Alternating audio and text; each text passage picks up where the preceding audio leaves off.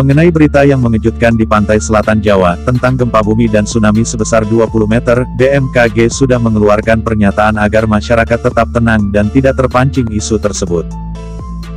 Di sisi lain, LIPI Lembaga Ilmu Pengetahuan Indonesia, melakukan pelacakan jejak tsunami masa lalu di pantai selatan Jawa yang dilakukan oleh Eko Yulianto bersama dengan timnya.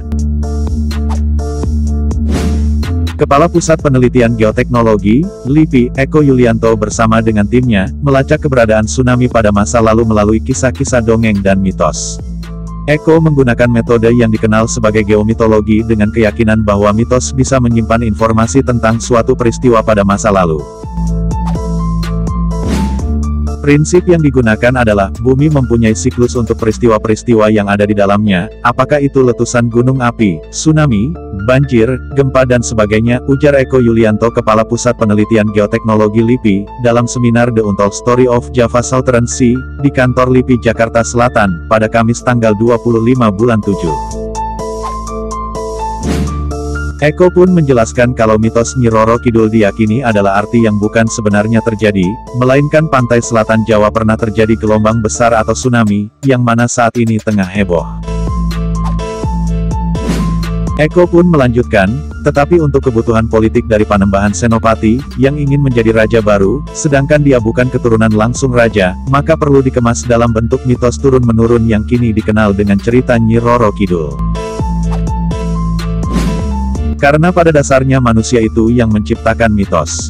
Selama ini keberadaan mitos yang ada di sekeliling kita sudah sangat kuat di masyarakat, hanya saja masyarakat belum paham pesan yang ada di baliknya.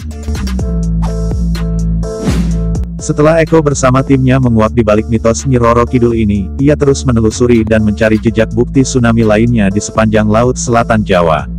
Mereka mengunjungi beberapa lokasi sepanjang pantai selatan Jawa, diantaranya Cileteh, Pangandaran, Cilacap, Kulon Progo, Pacitan hingga Bali.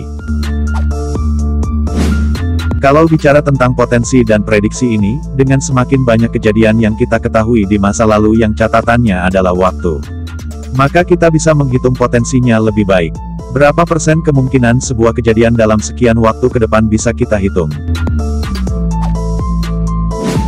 Eko Yulianto berharap, aksi PRB atau pengurangan resiko bencana, yang dilakukan adalah melakukan tata ruang wilayah pantai.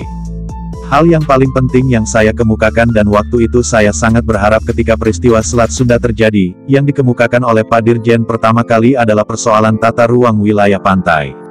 Saya berharap itu yang tercetus untuk pertama kali, karena ini momentum yang paling penting, juga bukan cuma di pantai tapi di darat juga, ujar Eko.